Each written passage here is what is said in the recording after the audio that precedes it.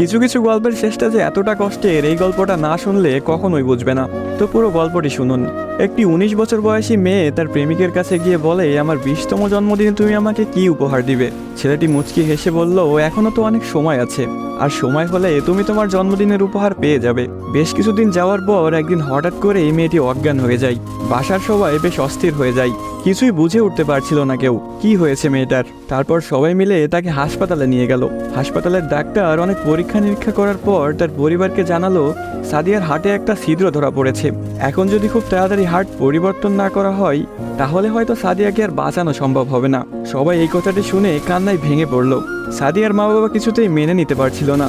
সাদিয়ার প্রেমিক সাকিব তার বিষয়ে ডাক্তারের কাছ থেকে সবকিছু শুনে বলল, এ কিছুতেই হতে দিবে না সে। তারপর সাকিব মেয়েটির রুমে গেল, দেখলো তার ভালোবাসার মানুষটি বিছানায় শুয়ে আছে। সাকিবের কাছে যেতে এই মেয়েটি বলল, সাকিব, আমি মনে হয় আর বাঁচবো না। সাদিয়ার চোখের পানি মুছে দিয়ে সাকিব বলল, কে বলেছে তুমি বাঁচবে না? তুমি খুব শীঘ্রই ভালো হয়ে যাবে। মেয়েটি বলল, তুমি কি করে জানলে? ডাক্তার তো বলেছে আমার হার্টে একটা ছিদ্র ধরা পড়েছে, আর আমাকে বাঁচানো সম্ভব না। ধুর পাগলি, তোমার কিছুই হবে না, দেখো তুমি ভালো হয়ে যাবে। এভাবেই বেশ কিছুদিন যাওয়ার পর সাদিয়া সম্পূর্ণ সুস্থ হয়ে যায় এবং বাসায় ফিরে যায়। বাড়িতে ফিরে এসে সাকিবকে খুঁজতে থাকে, না পেয়ে সাকিবের বাড়ি চলে যায়। সাকিবের বাড়িতে কেউ নেই। অবশেষে সাকিবের ছোট বোনের দেখা পেল সাদিয়া। কিরে, তোমার ভাই কোথায়? সাকিবের বোন কোনো কথা না বলে হাতের ইশারা করে সাকিবের রুমটা দেখিয়ে বলে উঠল, টেবিলের উপরে আপনার জন্য একটা চিরকুট রাখা আছে।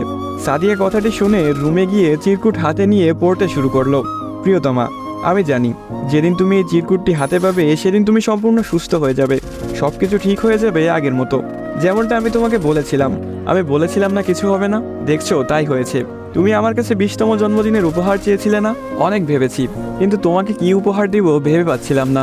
তোমার অসুস্থতার কথা যখন ডাক্তারের কাছ থেকে শুনলাম, যখন বললো একটা হার্ট খুঁজতেছিল, তখন মনে হলো তোমার জন্য এর চাইতে ভালো কোনো উপহার হয় না। আমার হার্টটাই ছিল তোমার জন্য শ্রেষ্ঠ উপহার, যা আমি তোমাকে দিয়ে গেলাম। মন খারাপ করো না, আমি আকাশের ওই উপর থেকে তোমাকে সব সময় দেখব।